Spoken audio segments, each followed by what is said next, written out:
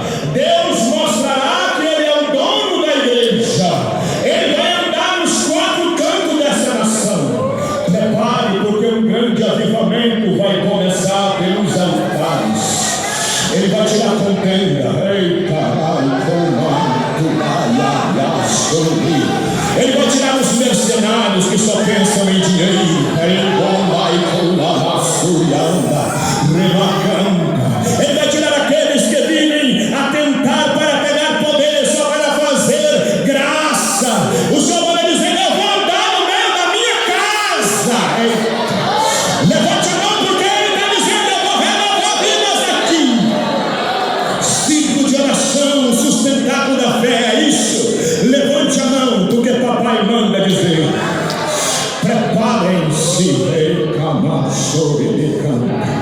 Meu olho está fechado. Sustentáculo da fé está com as mãos levantadas, diga amém. Se preparem, porque a unção renovadora vai descer aí.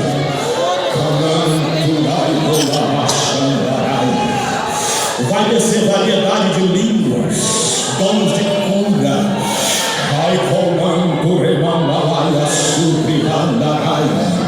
Nos ensaios, ele diz que vai começar ainda este ano.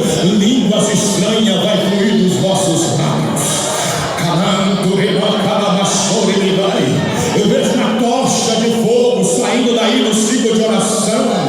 E papai está me dizendo: eu vou renovar, começando por elas.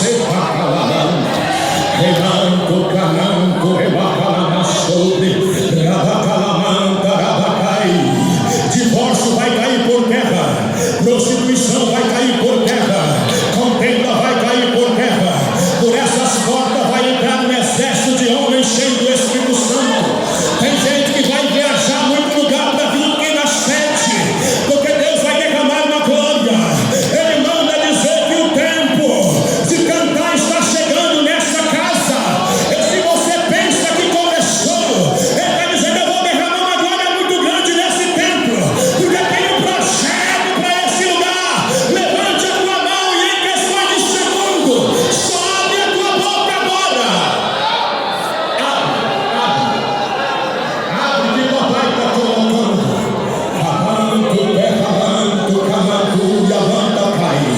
Na plataforma também pode dar glória. Ele canta. Porque ninguém vem aqui pegar nota para pregador, que todo mundo é adorador, todo mundo aqui abre a boca para glorificar. Abre a boca em 10 segundos agora. Só glória e só aleluia, porque acabou a mensagem. Glória, aleluia, vai. Solte glória que está na tua boca. É para línguas estranhas. Ciclo de oração começa a receber renovo aí agora. Ciclo de oração sustentável da fé começa a receber renovo aí agora. Toda barreira vai cair por terra aí agora. O uniforme será do jeito que o Espírito Santo diz. Alemã canta. Jovens, levante as mãos e recebe. Adolescentes, levante a mão e recebe. Coral, levante a mão e recebe. Agora é para receber o que Deus está derramando aqui.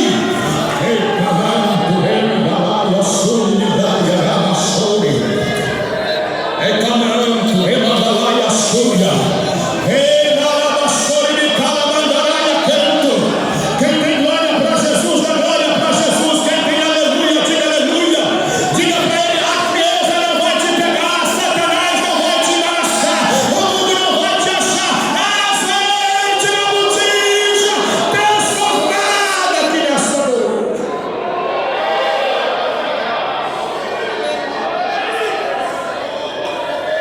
De pé comigo. Remanto calamaçou. Se tem enfermidade, ele cura nessa noite. Se tem frieza, ela vai embora nessa noite. Levante a mão comigo. Quem sente essa presença de papai? Aleluia. Aleluia. Aleluia. Aleluia. Aleluia. Aleluia. Aleluia. Aleluia.